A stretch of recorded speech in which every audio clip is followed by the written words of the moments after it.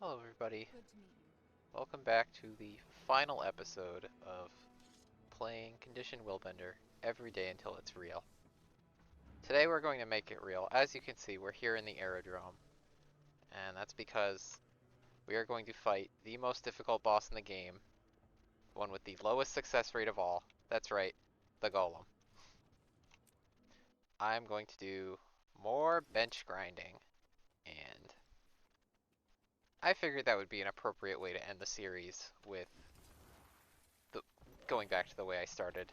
Um, Trying to push up that bench Welcome. number. Feel free to approach the So console and begin combat I am questions. going to do If you have a any lot of questions, pulls. I'm all ears. Um, my goal is to keep going until I break 36,500, which would be a personal best for me. Uh, I was tempted to go for 37, but I don't think that's doable in one day for me. Um, Not with how out of practice I am and also the number of hours I can get out of my hands before they start hurting. So we're going to go for 36 and a half. Um, I have not changed my gear at all. I'm still wearing the exotic armor. I still have the Geo and Earth sigils. Um, I know it's actually better to use air on the scepter. Um, but I figured for comparison's sake, I will stick with the same gear for the whole series. And obviously, I also have 0 infusions. So, with that in mind, my target is 36,500. My personal best is something like 36,490 or something. So it's definitely doable. I've come very close in the past. Um, so I'm going to grind away, and then I'm going to cut out 90% of it so you guys don't have to watch it. You're welcome.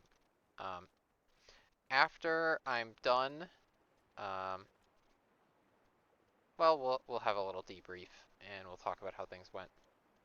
See you guys in a bit.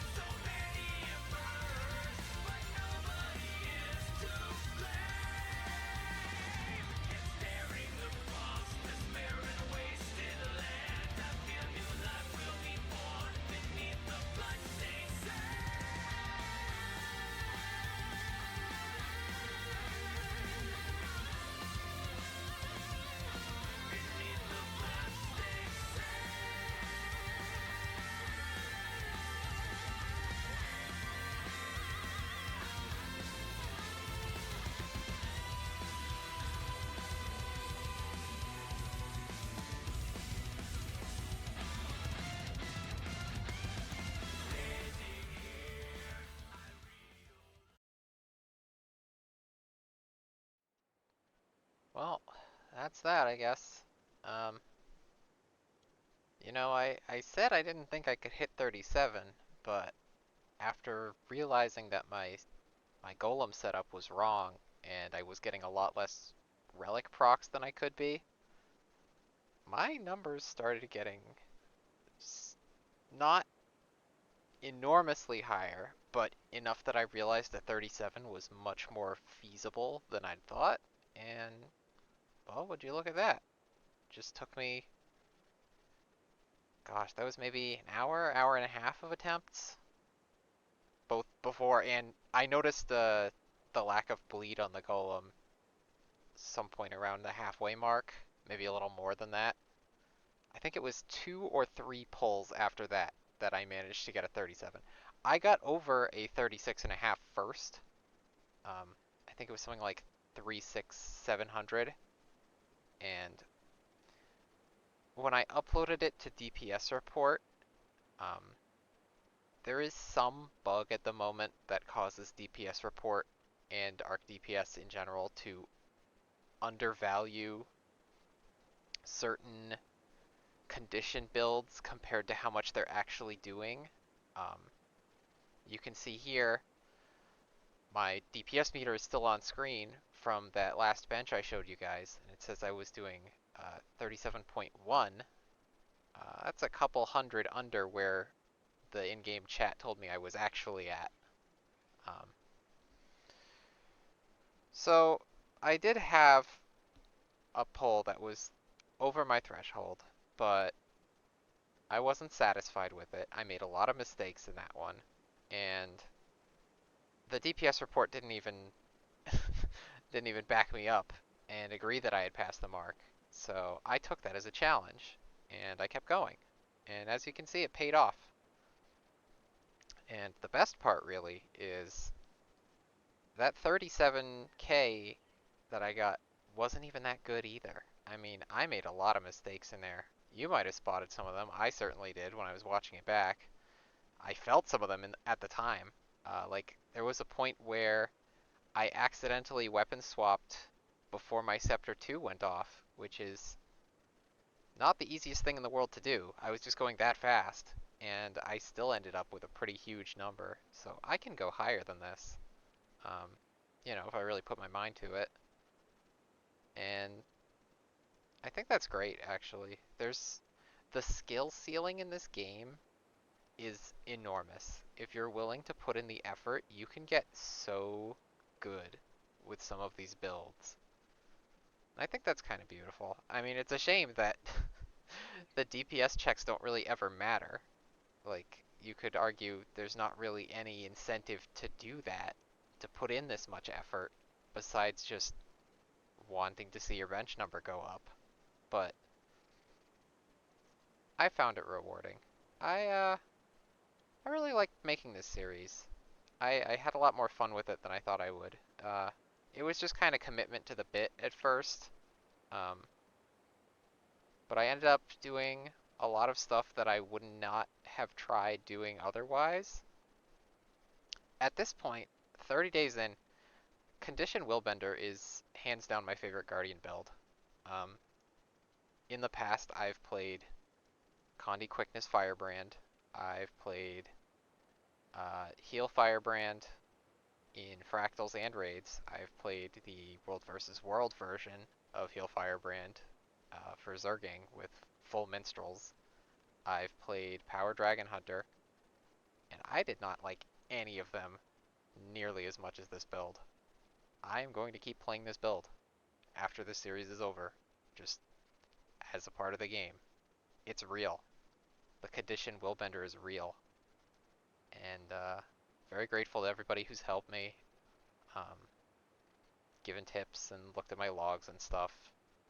And to everybody who's been watching as well. It's been very motivational knowing that there are people who are enjoying this series and who like getting to see what the learning process is like from the outside.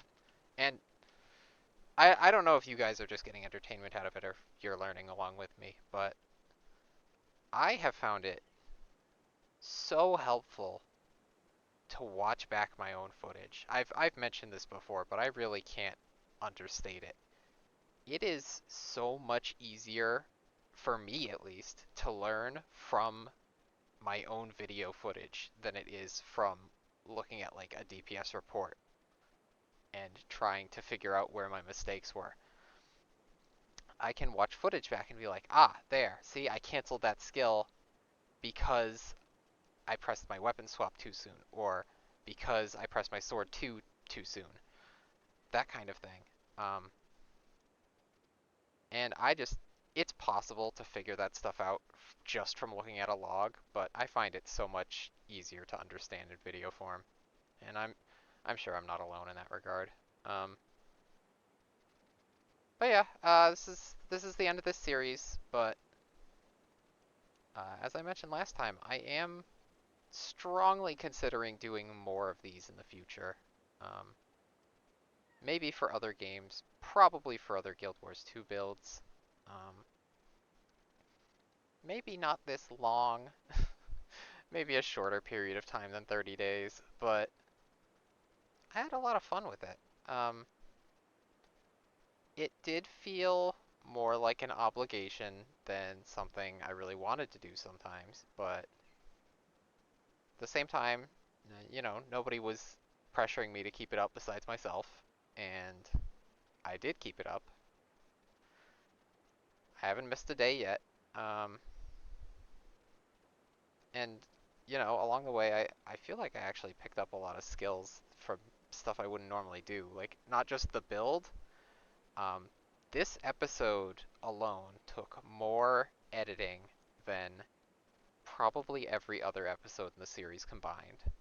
Um, and I just taught myself how to do all that because I had a vision in my mind of what I wanted to have, and I just kind of did my best to get there.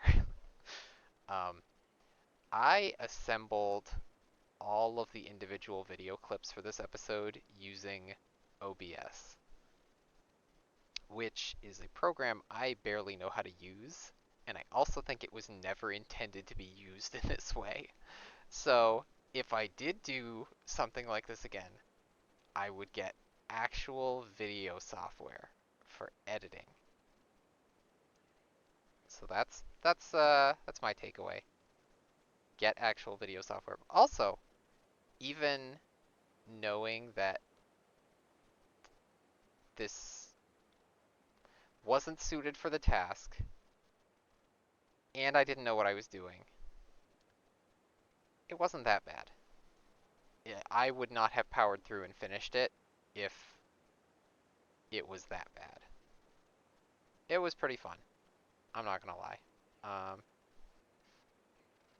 Yeah. Oh man, I am exhausted, and I just spent well over an hour editing the rest of the video together. So I'm gonna wrap it up here. This is Coratorium signing off. Thanks for watching, guys. See you next time.